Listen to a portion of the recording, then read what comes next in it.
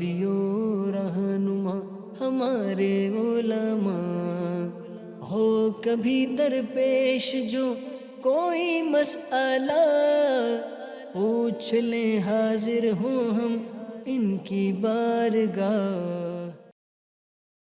الحمد للہ رب العالمین والصلاة والسلام علی خاتم النبیین، اما بعد فاعوذ باللہ من الشیطان الرجیم، بسم اللہ الرحمن الرحیم، الصلاة والسلام علیکہ یا رسول اللہ وعلی آلک واصحابک یا حبیب اللہ، الصلاة والسلام علیکہ یا نبی اللہ وعلی آلک واصحابک یا نور اللہ۔ مدنی چینل کے ناظرین، پروگرام دارالافتاء اہل سنت میں آپ کو خوش آمدید کہتے ہیں۔ حضور اکرم رحمت عالم نور مجسم صلی اللہ تعالی علیہ وآلہ وسلم کا فرمان عظمت علی شان ہے، من صلی علیہ صلاۃ کتب اللہ لہ قراۃ والقراۃ مثل احد، کہ جس نے مجھ پر ایک مرتبہ درود بھیجا اللہ اس کے لیے ایک قرات اجر لکھ دیتا ہے، اور یہ ایک قرات احد پہاڑ کی مثل ہے۔ صلو علی الحبیب صلی اللہ تعالی علی محمد صلی اللہ علیہ وآلہ وسلم، صلاۃ و سلام علیک یا سیدی یا رسول اللہ وعلی آلک و اصحابک یا سیدی یا حبیب اللہ۔ ناظرین کرام، اس پروگرام میں آپ کے سوالات شامل کیے جاتے ہیں۔ آج کے ہمارے پروگرام میں شامل ہیں مفتی محمد کفیل رضا تاری صاحب، ان کو بھی خوش آمدید کہتے ہیں۔ جزاک اللہ۔ کیسے مزاج کے؟ الحمدللہ۔ ماشاء اللہ۔ بڑھتے ہیں ہم ناظرین کے سوالات کی طرف۔ مفتی صاحب سے میرا یہ سوال ہے، اگر کوئی شخص غسل جنابت یعنی پاکیزگی غسل میں کلی کرنا یا ناک میں پانی ڈالنا بھول جائے تو اس کے غسل کا کیا حکم ہوگا؟ ارشاد فرما دیجیے۔ جی، غسل فرض کے اندر، یعنی غسل فرض کو اتارنے کے لیے جو غسل کیا جاتا ہے اس کے 3 فرائض ہیں: کلی کرنا، ناک میں پانی چڑھانا اور سارے بدن پر پانی بہانا۔ تو اگر کوئی بھی ایک فرض اس سے رہ گیا تو غسل مکمل نہیں ہوگا اور نماز وغیرہ پڑھنا جائز نہیں ہوگا۔ البتہ یہ ضروری نہیں ہے کہ دوبارہ سے پورا ہی غسل جو ہے وہ کریں، بلکہ جو چیز چھوٹ گئی ہے، کلی کرنا بھول گئے تو کلی کر لیں دوبارہ، اور ناک میں پانی چڑھانا بھول گئے ہیں تو ناک میں پانی چڑھا لیں۔ تو ایسی صورت میں اس کے بعد جو ہے وہ ان کا غسل مکمل ہو جائے گا اور وہ آگے نماز وغیرہ ادا کر سکتے ہیں۔ ٹھیک ہے۔ کرنا کیا چاہیے ترتیب کے اعتبار سے یا ویسے؟ کیونکہ یہ کئیوں کو یہ غلط فہمی ہو جاتی ہے یا بھول جاتے ہیں، یا وہ کس ترتیب کو خیال نہیں کرتے کہ بعد میں انہیں ہوتا ہے کہ پورے نہا لیے، سب کچھ کر لیا، ایک فرض کلی والا نہیں کیا۔ اصل تو دیکھیں، سنت طریقہ تو یہ ہے کہ غسل سے پہلے وضو جو ہے وہ کرنا چاہیے۔ تو جب آپ وضو کریں گے سنت کے مطابق تو اس کے اندر آپ کا یہ کلی کرنا اور ناک میں پانی چڑھانے والی دونوں وضو کی سنت بھی پوری ہو جائے گی اور غسل کا فرض بھی جو ہے وہ آپ کا مکمل ہو جائے گا۔ یعنی وضو بھی اگر سنت کے مطابق کریں گے، وضو بھی سنت کے مطابق آپ کریں گے تو آپ کا وہ غسل کے 2 فرض ادا ہو جائیں گے۔ اور بالفرض اگر کوئی وہ نہیں بھی کرتا تو پھر بھی یہی چاہیے کہ ترتیب کے مطابق وہ اولاً کلی کرے، پھر جو ہے وہ ناک میں پانی جو ہے وہ چڑھائے۔ کلی کرنے میں بھی اچھے طریقے سے کلی کرے، دانتوں میں اگر کوئی چیز پھنسی ہوئی ہے تو اسے جو ہے وہ نکال لے اور اچھے طرح کلی کرے۔ اگر روزہ نہیں ہے تو غرغرہ بھی جو ہے وہ کر لے۔ اور ناک میں پانی چڑھانے میں بھی اس بات کا اہتمام کریں کہ پانی ناک کی نرم ہڈی تک جو ہے وہ پہنچ جائے۔ تو ناک میں اگر رینٹ وغیرہ ہے تو اس کو اچھے طریقے سے جو ہے وہ صاف کر لیں۔ خاص طور پہ سردیوں میں یا جن کو نزلہ ہوتا ہے اس وقت ہوتا ہے کہ پانی چڑھانا ہے، کیونکہ پانی خود نہیں چڑھتا، پانی کو ہلکا سا سونگھنا جو ہے وہ پڑتا ہے۔ تو جب آپ سونگھتے ہیں تو وہ پانی تھوڑا سا اوپر کی طرف جو ہے وہ چڑھتا ہے۔ تو بہت زیادہ اوپر بھی نہیں چڑھائیں گے، خاص طور پہ روزے میں تو زیادہ احتیاط کی حاجت ہے کہ آپ اتنا زیادہ نہیں کھینچیں گے کہ پانی دماغ پہ چڑھ جائے، اس سے روزہ ٹوٹ جائے گا آپ کا۔ لیکن ہلکا سا پانی کھینچنا کہ آپ کی ناک کی نرم ہڈی تک جو ہے وہ پانی جو ہے وہ پہنچ جائے، تو یہ ضروری ہے۔ تو یہ آپ جو ہے وہ پانی پہنچائیں، اس کے بعد پھر جو ہے وہ آپ بقیہ بدن کے اوپر پانی بہائیں۔ ٹھیک جی، مزید سو میرا مفتی صاحب کی بارگاہ میں ایک سوال ہے کہ دوران سفر اگر کوئی نماز قضا ہو جائے تو وہ گھر پہنچ کر قضا پڑے گا یا پھر پوری رکعت پڑے گا، 4 رکعت؟ جی، انہوں نے کہا قضا پڑے گا، قضا تو پڑے گا ہی کیونکہ نماز قضا ہو گئی ہے۔ اصل تھا شاید ان کا سوال کہ قصر کرے گا یا پوری وہی کرے پوچھ گا، رہے ہیں، پوری پڑھیں گے یا قصر جو ہے وہ کریں گے۔ تو قصر جو ہے وہ پڑے گا۔ اگر نماز جس حالت میں قضا ہوئی ہے تو جب آپ اس کو کہیں بھی ادا کر رہے ہیں تو جس حال میں قضا ہوئی ہے وہ حال دیکھا جاتا ہے۔ اچھا، تو اگر آپ کی اپنے گھر میں رہتے ہوئے کوئی نماز قضا ہوئی ہے اور آپ سفر پہ گئے ہیں، عمرے پہ کوئی گیا ہوا ہے، وہ چاہتا ہے کہ یار میری نمازیں جو قضا ہے میں ان کی ادائیگی کر لوں، تو وہ وہاں پر پوری نماز ادا کرے گا. جو اس کی گھر پر چھوٹی ہیں وہ 4 رکعت کے حساب سے ہی ان کی قضا کرے گا. لیکن اگر کوئی سفر کے اندر جو ہے وہ قضا ہوئی ہے اور اب وہ اپنے گھر پہ آ کر اس کی جو ہے وہ ادائیگی کر رہا ہے تو قصر یعنی 2 رکعت نماز کے حساب سے وہ ادائیگی کرے گا. ٹھیک ہے، یعنی اس میں وہ سفر شرعی ہونا، سفر شرعی جو ہے وہ ہونا ضروری ہے کہ 92 کلومیٹر یا اس سے زائد مسافت پر جو ہے وہ جا رہا. ٹھیک ہے، اور اسی دوران اس نے واپسی پر ہو یا وہاں رہتے ہوئے جو قضا نمازی ان کے متعلق آپ نے یہ حکم بیان کیا. اچھا، یہ تو قصر کرے گا، یہ تو ہم نے مسئلہ بیان کر دیا. لوگوں کا ایک رجحان ہوتا ہے کہ یا عادت ہے یا طبیعت ہے یا کچھ اور ہے کہ سفر میں وہ کہتے ہیں کہ اب آپ وہاں جا کے ایک ہی ساتھ ہی قضائیں پڑھ لیں گے، سب قضا کر لیں گے، ابھی کون اٹھے کون اترے کون، کیونکہ بس ہے یا اسٹیشن پر ٹرین ہے تو وہ 10 منٹ 15 منٹ جو بھی ایک ٹائم ہوتا ہے، تو یہ ٹائم تو وہ اپنی حاجتوں میں ہی یا ویسے ہی کچھ چیز خریدنی ہے کچھ ایسے میں ہی گزار دیتے ہیں. کیا ہونا چاہیے؟ دیکھیے، نماز تو ہر حال کے اندر جو ہے وہ عاقل بالغ مسلمان پر فرض ہے، تو وہ سفر کے اندر بھی فرض ہے. البتہ سفر شرعی میں یہ رخصت دی گئی ہے کہ جو 4 فرض ہیں ان میں 2 فرض جو ہے وہ اس کو کر دیے گئے ہیں، آسانی کر دی گئی ہے. اور سنن کے اندر جو ہے وہ اس کو رخصت دے دی گئی ہے کہ جب سفر میں کسی جگہ ٹھہرا ہوا نہیں ہے، سکون سے چلتا ہوا سفر ہے، تو وہ سنتیں بھی چھوڑنے کی جو ہے وہ اس کو جو ہے وہ رخصت اور اجازت ہے.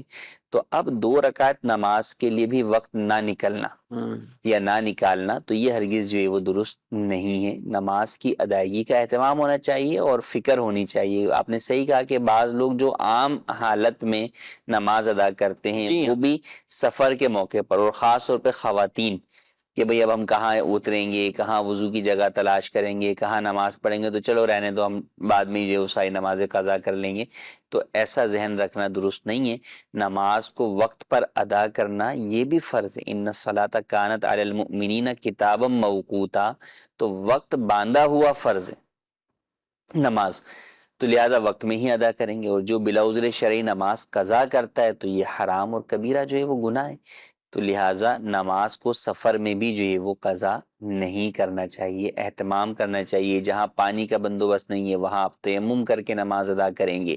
حتیٰ کہ آپ بس میں یا ٹرین میں بیٹھے ہوئے ہیں، وہ چل رہی ہے کہ چلتی ٹرین کے اندر آپ کی نماز نہیں ہو سکتی، تو بھی آپ کو حکم یہ کہ اگر وقت جاتا دکھ رہا ہے آپ کو کہ اب نماز قضا ہو جائے گی، تو اب ایسی صورت کے اندر آپ جو ہے وہ نماز جس طرح ممکن ہوگا ادائیگی کر لیں گے. اگرچہ بعد میں اس کو دہرانا ہوگا، لیکن ابھی قضا کے گناہ سے بچنے کے لیے حکم یہ ہے کہ آپ جو رب العالمین کی بارگاہ میں حاضری ہے وہ آپ کی ہو گئی، وہ آپ کی ہو گئی. یعنی یہ سمجھ کے کہ بعد میں جب پڑھنی ہے تو تو ابھی دوبارہ جو ہے وہ نہ پڑھیں، تو یہ نہیں.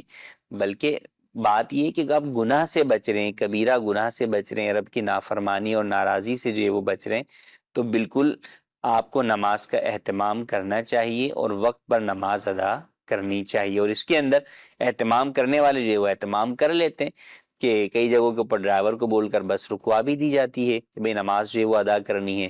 پھر خواتین ہیں یا مرد بھی ہیں وہ اہتمام کرتے ہیں کہ یار پتہ ہے کہ آگے اسٹیشن آنے والا ہے، اس اسٹیشن پہ گاڑی رکی تھی تو چلیں جناب وضو یہاں سے کر لیتے ہیں اور آگے والے پر جو ہے وہ نماز جو ہے وہ ادا کر لیں گے.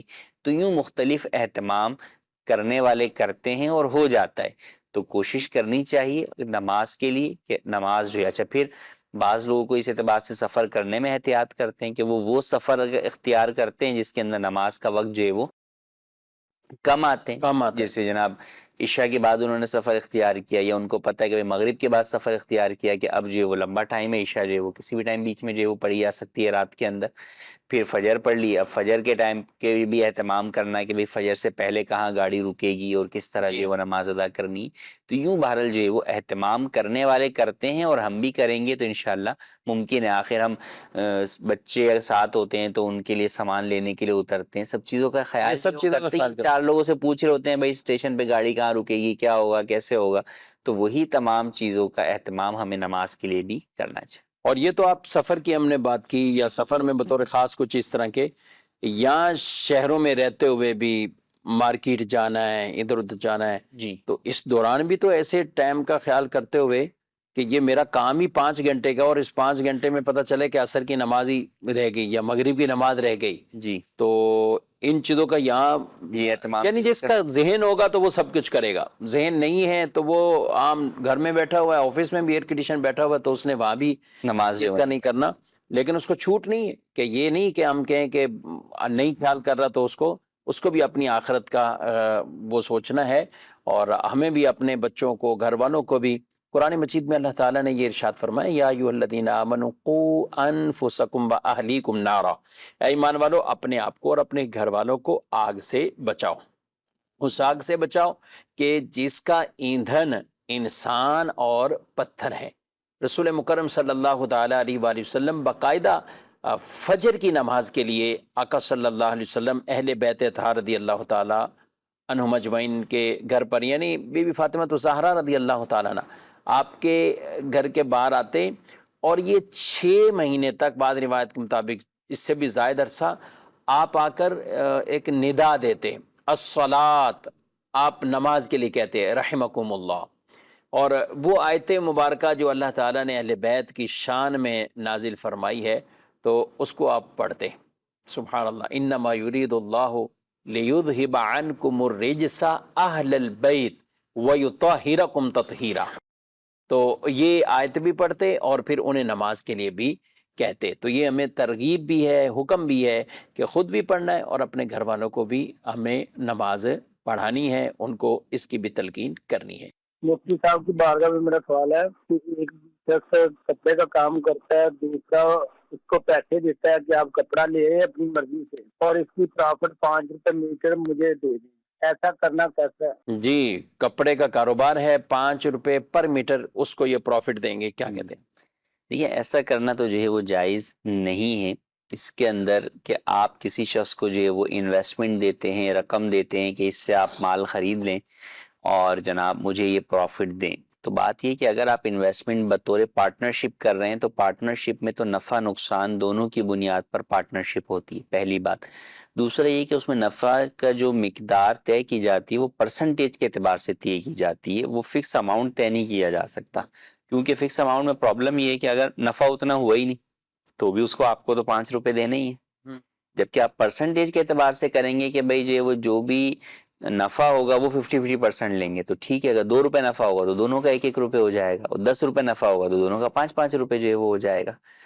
تو یعنی فکس نہ کریں اس طرح فکس نہیں کہ 5 روپے 10 روپے۔ جی اچھا، اب یہاں پہ عام طور پہ ہوتا یہ کہ کئی اس طرح کے کام میں کہ کسی کا کام چل رہا ہے، اب دوسرے سے وہ انویسٹمنٹ جو ہے وہ لیتا ہے یا دوسرا انویسٹمنٹ دینا چاہتا ہے، تو یہ طریقہ کار اختیار کرتے ہیں، تو یہ طریقہ کار اختیار کرنا جو ہے وہ جائز نہیں ہے۔ ہاں البتہ اس کا ایک جائز طریقہ کار یہ ہو سکتا ہے کہ یہ شخص کپڑا خرید لے صحیح، جا کر مارکیٹ سے، اور کپڑا خریدنے کے بعد لا کر یہ اس کو ادھار میں کپڑا سیل آؤٹ کر دے۔ مثال کے طور پر اس نے 100 روپے میٹر جو ہے وہ کپڑا خریدا اور 100 میٹر جو ہے وہ کپڑا جو ہے وہ خریدا ہے، تو اب یہ وہی کپڑا اس کو 105 روپے یا 110 روپے پر میٹر کے اعتبار سے فروخت کر دے، اور اس کی جو ادائیگی کی مدت ہے وہ 1 مہینہ یا 2 مہینہ باہمی رضامندی سے طے کر لے، تو اب یہ اس کو جو ہے وہ بیچ دے۔ تو اب یہ ایسے ہی ہو گیا جیسے عام طور پہ ہم دیکھتے ہیں کہ ہول سیل سے کوئی مال خرید کے لاتا ہے اور ریٹیل کے اوپر آگے بیچ دیتا ہے، تو اس طرح خرید و فروخت کریں گے تو یہ جائز ہوگی، مگر اس میں دیکھیں 2-3 چیزیں ہیں۔ ایک یہ کہ اس کو اولاً خریدنا ہوگا، خریدنے کے بعد اس کے اپنے ہاتھ میں کسٹڈی، اس کا قبضہ آنا ضروری ہے، اس کے بعد ہی اگلا سودا کر سکتا ہے۔ عام طور پہ ہمارے ہاں ہوتا ہی ہے کہ اگر اس طرح کی سچویشن بھی ہو تو اولاً تو وہ جا کر وہاں سے خریدنے کی مشقت نہیں اٹھاتا، وہ یہ کہتا ہے یار تم خود ہی جو ہے وہ جا کے لے آؤ، خود ہی سب چیزیں جو ہے وہ کر لو، تو اس طرح جو ہے وہ درست نہیں ہوگا۔ دوسری بات یہ کہ یہاں پر پہلے سے ہی وہ طے کر لیتے ہیں کہ بھئی یہ کپڑا میں آپ سے جو ہے وہ اتنے کا جو ہے وہ خرید رہا ہوں، تو جب اس شخص نے ہی ابھی کپڑا نہیں خریدا پہلے والے نے، تو وہ آگے ڈیل نہیں کر سکتا کسی دوسرے کو کپڑا بیچنے کی۔ اچھا اگر خرید بھی لیا ہے لیکن اس کے قبضے میں نہیں آیا تو بھی جو ہے وہ نہیں آگے جو ہے وہ سیل آؤٹ کر سکتا، تو لہٰذا یہ بیچ کی پرابلمز ہیں جو عام طور پر لوگ نہیں دیکھ رہے ہوتے۔ شرعی اعتبار سے جو مال آپ نے ابھی خریدا ہی نہیں ہے، آپ کی ملکیت میں نہیں ہے، تو وہ مال آپ آگے سیل آؤٹ نہیں کر سکتے۔ اسی طرح آپ کی ملکیت میں ہے لیکن آپ کے قبضے میں نہیں ہے تو بھی اس کا آپ کے لیے بیچنا جائز نہیں ہے، تو لہٰذا جو عام طور پہ اس طرح کا طریقہ کار ہے وہ جائز نہیں ہے۔ مزید تفصیل کے لیے میں یہ عرض کروں گا کہ دونوں افراد جو یہ کام کرنا چاہتے ہیں دارالفتہ اہل سنت میں تشریف لائیں اور اس کی متبادل صورتوں کے اوپر ڈسکس کر کے کوئی شرعی طریقہ کار جو ہے وہ آپ ہم سے معلوم کر لیں اور اس پر عمل کریں۔ ٹھیک، ماشاءاللہ، یعنی اس کے بھی جائز صورتیں ہیں، جائز حل اور طریقہ کار بھی ہیں، اور آپ دارالتحریر سنت پہ چاہیں تو فون کر کے بھی دارالتحریر سنت کا نمبر اپنے پاس رکھیں، اور اس پر آپ فون کر کے بھی رہنمائی حاصل کر سکتے ہیں، اور براہ راست اگر وہاں جاتے ہیں تو یہ بھی اچھی بات ہے۔ اور زیادہ یہی صورتحال ہے، بعض اوقات پھر ایک آدمی اپنے نفع کی چیزیں پوچھ لیتا ہے، دوسرے کی نہیں پوچھتا، تو وہ آگے جا کر یہ بعد میں جب جھگڑا ہوتا ہے پھر دونوں آ جاتے ہیں، جی تو پھر انہیں کہا جاتا ہے کہ یہ چیز تو آپ پہلے ہی پوچھ لیتے ہیں، تو آپ کے حق میں بھی یہ فائدے والی چیز تھی، تو پارٹنرشپ ہو سکتی ہے درست طریقے سے۔ تجارتی تو اللہ تعالیٰ نے حلال فرمائی ہے، تجارت سے نفع کمانا، یہ سب چیزیں، لیکن جو اس کے شرعی تقاضے ہیں وہ بھی ساتھ ساتھ ہمیں پورے کرنے چاہیے۔ یہ نمبر آپ دیکھ رہے ہیں، اس نمبر کو آپ نوٹ رکھیں، اور خود بھی دوسروں کو بھی یہ نمبر پہنچائیں، اور اسی کے ذریعے آپ اپنی دینی شرعی رہنمائی بھی حاصل کر سکتے ہیں۔ مزید سوال؟ امامت جو ہے یہ کس پر جائز ہو سکتی ہے؟ نابینا افراد امامت کروا سکتے ہیں کہ نہیں؟ نابینا امام بن سکتا ہے؟ جی، نابینا بھی امام بن سکتا ہے، جبکہ اس میں امامت کی شرائط پائی جائیں۔ تو امامت کی شرائط کی جو ہیں وہ اس میں عاقل ہونا ہے، بالغ ہونا ہے، اور وہ شخص جو ہے وہ مسائل نماز کو جو ہے وہ جانتا ہو، اس کی قرات درست ہو، اور یہ بھی ضروری ہے کہ وہ شخص فاسق مولن نہ ہو۔ تو بینا ہونا، آنکھ والا ہونا یہ ضروری نہیں ہے۔ ہاں بہتر یہ ہے کہ آنکھ والا ہو، کہ اس کے لیے جو ہے وہ طہارت اور دیگر مسائل کے اندر جو ہے وہ بہت ساری چیزوں کے اندر وہ احتیاط ہوتی ہے، اور وہ ان چیزوں کے اندر جو ہے وہ ناپاکی وغیرہ چیزوں سے بچ جاتا ہے۔ لیکن اگر کوئی شخص جو ہے وہ نابینا ہے، مسائل نماز بھی جانتا ہے، قرات بھی درست ہے، دیگر شرائط امامت بھی اس میں پائی جاتی ہیں، تو وہ بھی امامت کروا سکتا ہے۔ ہاں البتہ اگر ایسا ہے کہ دو افراد جو ہے وہ موجود ہیں، جن میں ایک آنکھ والا ہے اور ایک نابینا ہے، اور دونوں میں شرائط امامت جو ہے وہ پائی جاتی ہیں، تو اب ایسی صورت کے اندر آنکھ والے کا امام بننا یا اس کو امام بنانا یہ زیادہ بہتر ہے بنسبت نابینا کے۔ صحیح، یعنی یہ بعض ترجیح والی صورت ترجیح والی صورت ہوں گی، لیکن بہرحال نابینا بھی جو ہے وہ امام بن سکتا ہے۔ اسی طرح نابینا نہیں ہے، معذور ہے، ہاتھ کٹا ہوا ہے یا جو ہے وہ پیر کٹا ہوا ہے، لیکن وہ تمام نماز کے ارکان شرائط پورے طریقے سے ادا جو ہے وہ کر سکتا ہے، اور دیگر شرائط امامت بھی پائی جاتی ہیں، تو بھی وہ نماز پڑھا سکتا ہے۔ اچھا، یہ سوال ہے کہ خواتین میں یہ مشہور ہے کہ جو آیت کریمہ ہیں یہ تاثیر کے اعتبار سے گرم ہوتی ہے، ان کو ٹھنڈا دودھ یا ٹھنڈے پانی میں تسبیح کو بھگو کر پڑھنا چاہیے، کیا کہتے ہیں؟ ایسا نہیں ہے، اس کی کوئی جو ہے وہ حقیقت جو ہے وہ نہیں ہے۔ اس کو جو ہے وہ ڈائریکٹ جو ہے وہ تسبیح میں جو ہے وہ پڑھ سکتے ہیں، پانی میں تسبیح کو بھگونا یا جو ہے وہ دودھ میں، تو یہ بالکل جو ہے وہ اس کی حاجت بھی نہیں ہے، اور کرنا بھی نہیں چاہیے۔ خواہ میں اس میں تو دودھ پھر شاید ضائع ہی کر دیتے ہوں گے، وہ اس دودھ کو پیتے نہیں ہوں گے، یا ہو سکتا ہے پی بھی لیتے ہوں، لیکن بہرحال جو ہے وہ اس کی کوئی حقیقت نہیں ہے۔ اگر اس کی تاثیر گرم ہوگی بھی تو دانوں سے فرق نہیں پڑے گا، دانوں سے یا دودھ سے فرق نہیں پڑے گا۔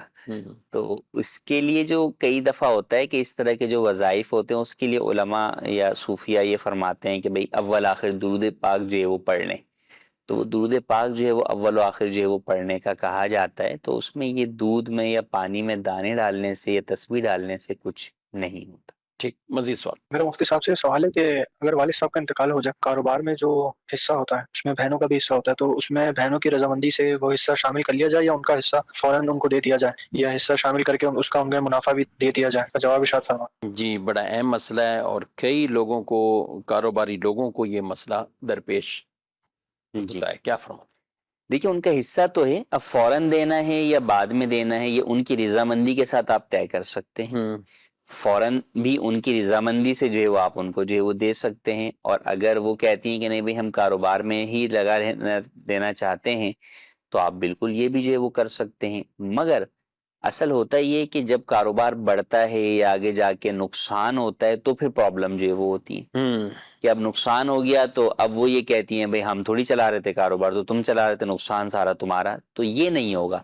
جب آپ ایز اے پارٹنر جو ہے وہ اس کے اندر شرکت آپ کی چل رہی ہے، تو پھر نقصان میں بھی آپ ذمہ دار ہوں گے، جس طرح آپ نفع کے اندر جو ہے وہ شریک ہو رہے ہیں۔ اب ہوتا یہ کہ جب نقصان ہوتا ہے تو جو کام کرنے والے ہوتے ہیں وہ تو نقصان سب پہ ڈال رہے ہوتے ہیں، لیکن جب نفع بہت زیادہ ہو جاتا ہے تو اس وقت ان کو یہ یاد آ جاتا ہے کہ اس کام کو تو چلایا ہم نے ہے، ساری دن رات کی محنت تو ہماری ہے، تم تو گھر پہ بیٹھی ہوئی تھی، تم تو کچھ نہیں کر رہی تھی، تو تمہیں کیوں ہم اتنا نفع جو ہے وہ دیں. تو اس کے لیے یہ بات یہ کافی نہیں ہے. اگر آپ نے چلایا ہے تو وہ چلانا آپ کا اپنی مرضی تھی کہ آپ نے چلایا ہے، آپ نہ چلاتے آپ آگے ملازم رکھ کے جو ہے وہ ان سے چلواتے. تو اس کے لیے حل یہ ہے کہ آپ پہلے سے بیٹھ کر طے کریں ان کے ساتھ، ہم یہ کاروبار جو ہے وہ چلائیں گے، اور اس کاروبار کے چلانے کی یا تو ہم اتنی اجرت لیں گے یہ اس سے ان سے لے سکتے ہیں، ان سے جو ہے وہ اجرت لے سکتے ہیں ان کے حصے کو چلانے کی. دوسرا یہ ہے کہ یہ اپنا پرسنٹیج زیادہ جو ہے وہ رکھ لیں ٹھیک پروفٹ کے اعتبار سے، کہ بھئی ٹھیک ہے آج سے ہم سارے افراد تو اس کے اندر ایک تو پرسنٹیج وہ ہے جو کہ وراثت کے حصوں کے مطابق ہے. صحیح. مثال کے طور پہ بھائی کا وراثت کے حصوں کے مطابق اس میں جو حصہ بن رہا ہے وہ بن رہا ہے مثال کے طور پہ 10%. ٹھیک ہے. لیکن وہ یہ کہتا ہے کہ بھئی دیکھیں میں یہ آپ سب کے حصے کو چلانا، اس کا انتظام چلانا اور یہ سارا پورا سیٹ اپ جو ہے وہ میں چلا رہا ہوں، تو لہٰذا میں آپ کے ساتھ یہ پارٹنرشپ کرتا ہوں. جو پہلے والی پارٹنرشپ ہے وہ کہلاتی ہے شرکت ملک، یعنی ملکیت کے اعتبار سے وہ سارے اس میں پارٹنر ہیں. اب اس کے بعد ان کو کرنی ہوتی ہے شرکت عقد، یعنی کاروبار کے اعتبار سے پارٹنرشپ وہ اس طریقے سے کریں کہ بھئی ٹھیک ہے جو نفع ہوگا اس میں سے اتنا پرسنٹیج میں لوں گا. اگرچہ شرکت ملک کے اعتبار سے میرا پرسنٹیج کیا ہے 10% ہے، لیکن شرکت عقد کے اعتبار سے میں آپ کے ساتھ یہ طے کر رہا ہوں کہ میں کتنا لوں گا نفع، 25% لوں گا، کیونکہ اس کے اندر میری سروسز ہیں، دیگر ساری چیزیں ہیں. تو یوں پھر جب آپس میں ابتداءً ہی وہ طے کر لیں گے کہ بھئی یہ دیکھیں میں اتنا جو ہے وہ لوں گا. ہاں نقصان کتنا ہوگا، نقصان جو ہے وہ ہر ایک کا شرکت ملک کے اعتبار سے ہی ہوگا، نقصان جو ہے وہ اس کا 10% کے اعتبار سے ہی ہوگا، جبکہ اس کی غفلت اور کوتاہی نہ ہو. ہاں اگر اس کی غفلت اور کوتاہی ہے کہ اس نے کاروبار کو خود تباہ کیا یا وہ کام کیے جو کاروبار کو تباہی کی طرف لے کے جانے والے ہیں، اور اس کو فقط ان ورثاء کے کہنے پر نہیں بلکہ مارکیٹ والے بھی یہی کہتے ہیں کہ یار یہ کام اس نے غفلت کی ہے جس کی وجہ سے یہ نقصان ہوا، یہ غفلت نہیں کرتا تو یہ نقصان نہیں ہوتا. تو غفلت کے بغیر پھر نقصان ہوگا تو وہ ہر ایک اپنے شرکت ملک والی پرسنٹیج کے اعتبار سے اس نقصان کا ذمہ دار ہوگا. اور پارٹنرشپ جو بعد میں انہوں نے شرکت عقد کی ہے اس کے اندر اگر وہ شخص یہ کہتا ہے کہ بھئی ٹھیک ہے میں 25% لوں گا یا 35% لوں گا، تو وہ اس اعتبار سے جو اپنی خدمات دے رہا ہے اور وہ ساری چیزوں کے اعتبار سے اگر وہ پرسنٹیج اپنی پروفٹ کی زیادہ باہمی رضامندی سے طے کر لیتا ہے تو وہ اس پرسنٹیج کا حقدار پروفٹ کے اندر ہوگا. تو یہ چیزیں طے کرنا بنیادی طور پر ضروری ہیں. تو اس چیز کو کلیئر ہونا ضروری ہے. تو اس کے لیے مشورہ یہی دوں گا کہ جب اس طرح آپ کاروبار کو کنٹینیو کرنا چاہتے ہیں تو پھر آپ کو چاہیے کہ آپ جو ہے وہ آ کر دارالفتہ اہل سنت میں ورثاء سارے آ کر اس معاملے کو سمجھ کر اور باقاعدہ اس کا ایک ایگریمنٹ جو ہے وہ بنا لیں. اچھا ہوتا ہی ہے کفیل صاحب، جیسے انتقال ہوا نا، اب ظاہر ہے انتقال ہے تو اس وقت نہیں ہے، کوئی بات چیت نہیں کرتا. آپ کے سامنے مسائل آتے ہیں دارالفتہ اہل سنت میں، اچھا ان کا کوئی دورانیہ سال 2 سال کا نہیں ہوتا، 35 سال گزر گئے، 30 سال گزر گئے، 25 سال گزر گئے. میں یہی سمجھ پایا ہوں کہ جب 25-30 سال پہلے کسی کا انتقال ہوا تو یا تو کچھ افراد ایسے ہیں شادی شدہ ہی نہیں ہیں، کچھ بہنیں کچھ بھائی شادی شدہ ہی نہیں، یا شادی شدہ بھی ہیں تو ان کے چھوٹے چھوٹے بچے ہیں. لیکن جب یہ 20 سال کا عرصہ گزرتا ہے، سب کے بچے جوان ہو گئے، اب انہیں اپنے بچوں کی شادیاں دیگر اور ضرورتیں ایسی، تو پھر یہ وراثت کا معاملہ اٹھتا ہے. اب جب وراثت کا اٹھتا ہے تو وہ کہتے ہیں 25 سال پہلے تو بتایا نہیں، اس وقت تم لوگ چپ رہے، سارا کچھ ہم نے کیا، محنت ہم نے کی. تو یہ اختلاف اصل آپ نے بہترین بات کی کہ شروع سے ہی یہ بات کرنی چاہیے. اور یہ ہمارے ناظرین کو بالخصوص جن کے ایسے واقعات ہوتے ہیں، ظاہر ہو گیا واقعہ، والد صاحب فوت ہو گئے یا کچھ بھی، اور آپ آگے کاروبار چلا رہے ہیں، یعنی ہم ظاہراً دیکھتے ہیں تو بعض اوقات اس آدمی کو زیادہ نقصان ہو رہا ہوتا ہے کہ جو 2 بھائی یہ کرتے رہے. اچھا 2 بھائی الگ سے جاب کرتے رہے جی، انہوں نے اپنی پراپرٹی کچھ بھی الگ گاڑی لے لی، پراپرٹی بنا لی، کچھ بھی، وہ کہتے ہیں کہ یہ تو سیو ہو گئے، انہوں نے خود کمایا تھا خود گئے، لیکن جو ہم نے کیا وہ آپ سب تقسیم کر رہے ہیں، یہ بھی ایک جھگڑے کا باعث بن جاتا ہے. اچھا دوسرے کفیل صاحب یہ جب تقسیم کرتے ہیں پھر یہ پوائنٹ بھی لے کر آ جاتے ہیں کہ جو اس وقت تھا وہی ہم کریں گے، اب اس کو کیا کہیں گے؟ تو حالانکہ ایسا نہیں ہے. دیکھیں کہ جو سرمایہ تھا وہ جب بڑھا اور اسی سے سب کچھ بڑھا آگے، تو وہ جو نفع ہے وہ بھی اسی سرمائے کے اعتبار سے ہی جو ہے وہ انہی کے حصے داروں کی طرف جو ہے وہ جا رہا ہے. بھلے وہ دوسرے بھائی قرضے لے لے کے بھی کرتے رہے, اگر یہ بھی تو ہوتا ہے. لے کر جو ہے وہ کر, لیکن قرضہ بھی تو اسی کاروبار کی بہاف پر ہی جو ہے وہ لیا نا, اور اس کی ادائیگی بھی اسی کاروبار سے ہی جو ہے وہ کی ہے. تو یعنی یہ وہ تو یہ اسی میں جو ہے وہ آئے گا. تو اصل یہی ہے کہ ان چیز, اچھا پھر اس میں اور دیگر چیزیں بھی ہوتی ہیں. بس اوقات کیا ہوتا ہے, بھائی بہنیں اپنے گھروں پر ہیں, اب جو والد کی گھر ہیں, دیگر چیزیں, ان سے نفع کون اٹھا رہا تھا, ان سے نفع تو بیٹے ہی اٹھا رہے تھے, اس کے اندر بیٹے ہی جو ہے وہ رہ رہے تھے. تو یوں مختلف جگہوں کے اوپر ہمیں افراط و تفریط نظر آ رہی ہوتی ہے. ہوتا یہی ہے کہ لوگ شروع کے اندر مروت کے اندر یا جو شرم کی وجہ سے بولتے نہیں ہیں, لیکن بعد میں وہی چیزیں جو ہے وہ ایک دوسرے کے لیے بہت زیادہ تکلیف کا باعث بن جاتی ہیں. تو لہٰذا آج کے دور میں اللہ کا شکر ہے کہ الحمدللہ دعوت اسلامی کے ذریعے سے جو ہم نے شعور لوگوں کو دیا, اس میں ایسے چیزیں بھی آتی ہیں. گزشتہ دنوں ایک اس طرح کا کیس آیا تھا, ان کے والد کا انتقال ہوا, تو وہ 40ویں سے پہلے ہی جو ہے وہ بہنیں اور بھائی آ گئے, اور بڑا کاروبار تھا. تو انہوں نے کہا کہ بھئی ہمیں ابھی بتا دیں کہ اس کو کیسے جو ہے وہ کرنا ہے. تو اب اس میں انہوں نے ایک پراپر حل نکالا کہ بھئی ٹھیک ہے, والد صاحب کی جو کاروبار کے علاوہ جائیدادیں ہیں, ہم اس میں سے بہنوں کا حصہ جو ہے وہ دے کے ان کو ایک طرف جو ہے وہ کر دیتے ہیں. صحیح, یعنی کاروبار ہم اپنی طرف جو ہے وہ کر لیتے. تو وہ انہوں نے اس کی پوری ویلیو نکالی, اور باہمی رضامندی سے انہوں نے بہنوں کے ساتھ, اور بہنیں بھی راضی ہو جاتی اس وقت, کیونکہ ابھی کسی کے ساتھ کوئی ایسی ناانصافی والی بات ہی نہیں. اصل میں ہوتا ہے کہ ابھی جو دیکھیں ابھی ویلیو لگائی گئی نا, تو ابھی وہ تقریباً جو سامنے آ گئی. بعد میں جا کے ویلیو میں فرق آ جاتا ہے. کاروبار ہو سکتا ہے جو وہ کروڑوں میں پہنچ گیا ہو, مکان ہو سکتا ہے کہ وہ وہیں کے وہیں جو وہ کھڑے میں اسی زیادہ فرق نہ پڑا ہو, یا اس کے برعکس بھی ہو جاتا ہے, کاروبار نقصان کی طرف چلا گیا اور مکانوں کی قیمتیں جو ہے وہ آسمانوں پہ جو ہے وہ پہنچ گئی, تو پھر مسائل ہوتے ہیں. تو ابھی جو ہے وہ آسان ہوتا ہے اس چیز کو کرنا. تو اس میں یہی مشورہ دوں گا, اور خاص طور پہ اس میں گھر کے جو بڑے ہیں ان کو کردار ادا کرنا چاہیے, کیونکہ بسا اوقات چھوٹوں کا بولنا برا لگتا ہے لوگوں کو, اور اسے بدتمیزی وہ شمار کیا جاتا ہے. تو بڑوں کو چاہیے کہ وہ خود آگے بڑھ کر یہ فیصلے کریں کہ بھئی ٹھیک ہے, یہ جو بھی معاملات ہیں اس کو ہمیں آج ہی جو ہے وہ حل کرنا ہے, اور جو حقدار ہیں ان کو ان کا حق دینا ہے. اچھا کسی کے اندر حق کے لینے میں کوئی تاخیر کی صورت بھی بن رہی ہو, تو بھی اس کو جو ہے وہ آن پیپر آپ لکھ لیں باہمی رضامندی سے. اولاً تو شرعی رہنمائی لیں کہ ہم جو ایگریمنٹ کر رہے ہیں یہ ایگریمنٹ کرنا جائز بھی ہے یا نہیں, اور وہ جائز ہو تو پھر اسے آن پیپر لکھ لیں گواہوں کی موجودگی میں, تاکہ بعد میں جو ہے وہ کوئی مزید جو ہے وہ اختلاف کا سبب نہ بنے. ایک یہ بھائی کہہ رہے ہیں کہ ظہر کی نماز چھوٹتی رہتی ہے, اور یہ بھی یاد نہیں کہ کتنی بار پڑھی اور کتنی بار نہیں. اس کے بارے کیا کہتے ہیں؟ کیوں چھوٹتی رہتی ہے؟ اولاً تو اس کو دیکھنا چاہیے کہ بھئی جس وجہ سے چھوٹ رہی ہے اس سبب کو دور کیا جائے. جیسے کئی بچے ایسے ہوتے ہیں کہ کالج یونیورسٹی میں پڑھ رہے ہیں, اب ان کو وہ نکلتے اس حساب سے ہیں کہ جناب ان کی نماز جو ہے وہ قضا ہو جاتی ہے گھر پہنچنے تک, تو ان کو چاہیے کہ نماز پڑھ کر جو ہے وہ نکلیں. تو اہتمام جو ہے وہ کریں اور اس سبب پر غور کریں جس کی وجہ سے نماز چھوٹ رہی ہے. اب تک جتنی چھوٹی ہیں یاد نہیں ہیں, تو اس میں حکم یہ ہے کہ آپ اندازہ لگائیں کہ میری کتنی نمازیں جو ہے وہ چھوٹی ہوں گی, کتنا عرصہ. مثال کے طور پہ یہ جیسے میں نے آپ کو مثال دی کالج یونیورسٹی کی, تو اب بچہ اندازہ لگا لے کہ جناب جو میں کتنے سال میں نے کالج میں پڑھا یا یونیورسٹی میں پڑھا, ان سالوں کے اندر کتنے جناب جو ہے وہ ورکنگ ڈیز ہوتے ہیں, اسکول جانے کے دن ہوتے ہیں یا کالج جانے کے دن ہوتے ہیں, پھر اس کے اندر گرمی سردی کی چھٹیاں مائنس کر لیں, تو پتہ چل جائے گا کہ مثال کے طور پہ 365 دن میں سے 265 دن جو ہے وہ میں اس کالج جو ہے وہ عام طور پہ جاتا رہا ہوں, اور جب بھی جاتا تھا کالج تو میں ظہر نہیں پڑھتا تھا.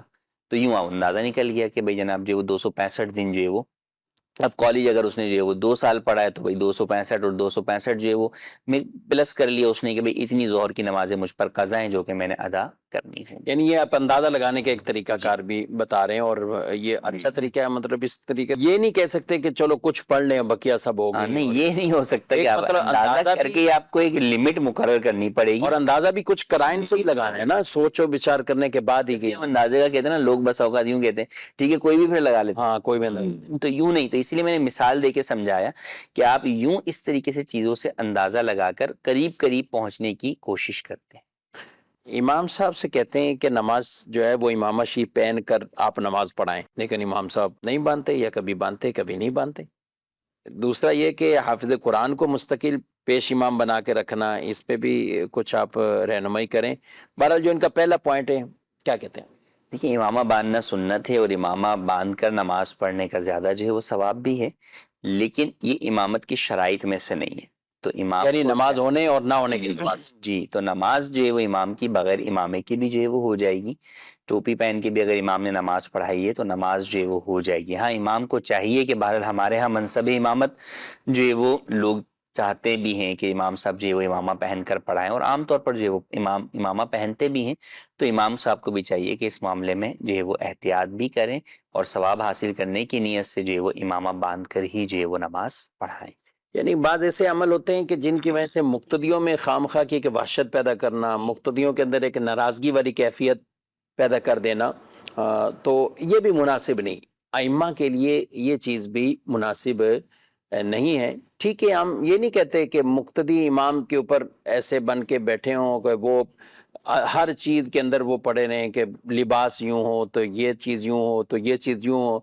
تو یہ ان کو نہیں، یہاں یہ کہ سنت ترک ہو رہی ہے. یعنی امامہ پہن کر نماز پڑھائیں گے تو کوشش یہی کرنی چاہیے کہ با امامہ ہوں اور آپ نماز پڑھا دیں. لیکن اگر کبھی مجبوری ہے تو پھر مقتدیوں کو بھی نہیں چاہیے کہ کوئی امام سے کسی طرح کی بحث کرے، جھگڑا کریں. ٹھیک ہے، مجبوریوں میں کئی مرتبہ ہو جاتا ہے ایسا، لیکن جن کی عادت ہوتی ہے، معمول ہوتے ہیں، تو جیسے کہتے ہیں نا کہ وہ قمیض کرتا یہ کبھی نہیں بھولتے تو وہ امامہ بھی نہیں بھولتے، تو وہ ماشاءاللہ ساتھ ہی رہتا سلسلہ. اور بالخصوص ایسی مساجد میں جہاں انتظام اہتمام ہی اس طور پر کیا گیا، آپ کو لایا بھی گیا، تو کوشش یہی کرنی چاہیے کہ وہاں کوئی اس طرح کی وحشت پیدا نہ کریں اور امام صاحب کو با امامہ ہی نماز کا اہتمام کرنا چاہیے. باقی دوسری بات وہ ہم نے وہ بھی عرض کرتی ہے کہ نماز بہرحال اگر بغیر امامے کے ٹوپی پہن کر بھی اگر پڑھائی تو نماز بہرحال ہو جائے گی. کچھ اور بھی SMS بھی ان کو بھی شامل کریں گے. اچھا، حافظ صاحب کے انہوں نے لکھا کہ حافظ صاحب کو پیش امامت کا منصب مستقل دینا، شاید ان کا کہنا جو میں سمجھ پایا ہوں کہ صرف حافظ ہیں اور عالم یا دیگر چیزیں نہیں ہیں، تو اس کے اعتبار سے دیکھیں عالم ہونا شرط نہیں ہے، بہتر یہ ہے کہ امام جو ہے وہ عالم دین ہو. لیکن حافظ اگر ہے، اچھا حافظ ہونا بھی شرط نہیں ہے، غیر حافظ کو بھی جو ہے وہ آپ جو ہے وہ امامت کا منصب دے سکتے ہیں. بنیادی طور پر امام میں شرائط امامت کا پایا جانا ضروری ہے، جس کے لیے نہ عالم ہونا شرط ہے نہ حافظ ہونا شرط ہے. ہاں اتنے مسائل نماز کا علم ہونا ضروری ہے اس کو کہ جناب نماز درست طریقے سے وہ پڑھا سکے، اس کو پتہ ہو سجدہ صاف کہاں ہوتا ہے یا کس جگہ لقمہ لینا ہے نہیں لینا ہے. یہ جو بنیادی جو امامت کے نماز کے مسائل بنیادی اور پھر پلس امامت کے جو بنیادی مسائل ہیں وہ اس کو جو ہے وہ آتے ہوں، قرات اس کی درست ہو، عاقل بالغ ہو اور کوئی اعلانیہ فسق جو ہے وہ نہ کرتا ہو، شرعی طور پہ معذور نہ ہو. تو اگر یہ شرائط امامت پائی جاتی ہیں تو غیر حافظ ہے تو بھی امامت کر سکتا ہے، حافظ ہے تو وہ بھی امامت کر سکتا ہے. ہاں اگر ترجیح کے اعتبار سے بات کریں تو انڈرسٹوڈ سی بات ہے، حافظ اور عالم دونوں موجود ہیں تو عالم کو ترجیح حاصل ہوگی. اچھا، مفتی صاحب سے میرا ایک سوال ہے کہ صاحب ترتیب جو ہے وہ پہلے قضا نماز پڑھے گا یا جماعت میں شامل ہو جائے گا؟ ذرا یہ بتا دیجیے گا. جی، صاحب ترتیب انہوں نے کہا پہلے تو صاحب ترتیب بھی بتا دیں. ویڈیو میں ہمارے بھائی نے پوچھا تو ہے ماشاءاللہ، لیکن صاحب ترتیب اس حوالے سے صاحب ترتیب وہ شخص جس کی 5 سے زائد نمازیں جو ہے وہ قضا نہ ہوئی ہیں، وہ صاحب ترتیب جو ہے وہ کہلاتا ہے. اور جس کی 5 سے زائد نمازیں قضا ہو جائیں تو وہ صاحب ترتیب نہیں کہلاتا. تو جو صاحب ترتیب ہوتا ہے اس کے لیے حکم یہ ہوتا ہے کہ وقتی نماز سے پہلے اس کو اپنی پہلے جو قضا نماز ہے وہ پڑھنی ہوتی ہے. جیسے ظہر کی نماز وہ پڑھ رہا ہے لیکن فجر قضا ہوئی تھی تو اس کے اوپر لازم کیا ہوگا کہ ظہر کے وقت میں اگر گنجائش موجود ہے تو پہلے وہ کیا ادا کرے گا؟ فجر ادا کرے گا، پھر ظہر ادا کرے گا. اور ایسا شخص جماعت کے اندر بھی یہی کرے گا کہ جماعت میں شامل نہیں ہوگا، بلکہ وہ پہلے اپنی فجر پڑھے گا پھر جماعت میں جو ہے وہ شامل ہوگا. ہاں اگر ظہر کا وقت ہی قضا ہو جائے گا، اسے پتہ ہے کہ اگر میں فجر پڑھنے کھڑا ہوں گا تو نماز ظہر کا جو ہے وہ وقت ختم ہو جائے گا، میں نماز ظہر کے فرض بھی ادا نہیں کر سکوں گا، تو اب اس کے لیے حکم یہ ہوگا کہ وہ پہلے نماز ظہر ادا کرے. تو صاحب ترتیب شخص جو ہے وہ جماعت میں شامل نہیں ہوگا جب تک کہ وہ اپنی پہلے قضا نماز ادا نہ کرے. میں ایک دوسرا سوال کروں کہ اوورال جتنے بھی لوگ ہم سے مسائل پوچھتے ہیں یا لوگوں کی عام طور تو یہ کیا صاحب ترتیب کے زمرے میں آتے ہیں یہ کس میں؟ عام طور پر تو دیکھیں فی زمانہ وہی ہم اگر بات کریں کہ لوگوں کی پچھلی بھی کئی نمازیں جو ہے وہ قضا ہوتی ہیں تو اس اعتبار سے اگر ہم دیکھیں تو وہ صاحب ترتیب نہیں ہوتے، تو ان کے لیے حکم یہ ہے کہ وہ اپنی نماز جماعت جو ہو رہی ہے اس میں شامل ہو جائیں اور پھر جو اپنی ان کی پچھلی نماز باقی ہے وہ بعد میں ادا کر لیں، لیکن وہ پہلے جماعت میں شامل ہو جائیں. ٹھیک. اندھیرے میں نماز پڑھنا کیسا ہے؟ SMS پہ سوال ہے. اندھیرے میں نماز پڑھنا جو ہے وہ جائز ہے، اس میں کوئی حرج جو ہے وہ نہیں ہے۔ ہاں ایسا اندھیرا ہو کہ جس میں نماز پڑھنے سے خود نمازی کو ہی وحشت آ رہی ہو، اس کو خشوع و خضوع جو ہے وہ حاصل نہ ہو رہا ہو، ڈر اور خوف جو ہے وہ اس کو لاحق ہو رہا ہو، تو ایسے اندھیرے میں نماز پڑھنے سے جو ہے وہ بچنا چاہیے کہ خشوع و خضوع کے منافی ہے۔ لیکن اگر ایک عام طور پر ہے، گھر کے اندر ہیں، فجر کے اندر خواتین جو ہے وہ گھر میں جو ہے وہ لائٹس آف ہیں اور نماز جو ہے وہ ادا کر رہی ہیں، اس میں کوئی خوف اور وحشت جو ہے وہ نہیں آ رہی، تو اس میں نماز پڑھنے میں کوئی حرج نہیں۔ نائلہ نام، یہ کہہ رہے ہیں کہ ہمیں منع کیا گیا ہے نائلہ نام، کسی نے کہا ہے منع کیا ہے، تو نائلہ نام رکھنے کے، تو نائلہ نام رکھ سکتے ہیں، اس میں کوئی حرج والی بات نہیں، بلکہ کئی صحابیات کے نام بھی اس نام پر ہیں نائلہ، اور حضرت عثمان غنی رضی اللہ تعالیٰ عنہ کی النیک زوجہ کا نام بھی نائلہ تھا، تو نائلہ نام رکھنے میں کوئی حرج والی بات نہیں ہے۔ ایک اور سوال ایس ایم ایس پہ یہ کہہ رہے ہیں کہ کوئی شخص غصے میں آ کے کہے کہ معاذ اللہ آج کے بعد نماز ہی نہیں پڑھوں گا، تو کیا کہیں گے، کیا حکم ہوگا اس کا؟ کسی کا بھی یہ کہنا کہ میں نماز نہیں پڑھوں گا، نماز سے اگر جو ہے اس کی فرضیت کا انکار جو ہے وہ نہیں ہے، ویسے ہی غصے میں کسی کوئی بار بار کہہ رہا ہو، کسی بچے نے یا بڑے نے کہہ دیا یار میں نہیں پڑھوں گا، تو اس کا یہ کہنا جو ہے وہ گناہ ہے، لیکن اس پر کوئی حکم کفر جو ہے وہ نہیں ہوگا۔ ہاں اگر کوئی فرضیت کے انکار کے اعتبار سے جو ہے وہ کرے گا تو وہ کفر ہو جاتا ہے، دائرہ اسلام سے خارج ہو جاتا ہے، لیکن ایک عام مسلمان سے یہ متصور نہیں ہے کہ وہ نماز کی فرضیت کا انکار کرے، تو اگر اس نے جذبات میں یا غصے میں اس طرح کہا ہے تو ایک گناہ کا اظہار یا عزم ہے جس کے لیے اس کے اوپر توبہ لازم ہے۔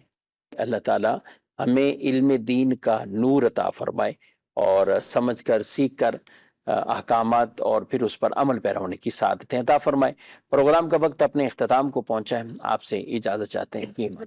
ہادی و رہنما ہمارے علماء، ہو کبھی درپیش جو کوئی مسئلہ، پوچھ لیں حاضر ہوں ہم ان کی بارگاہ۔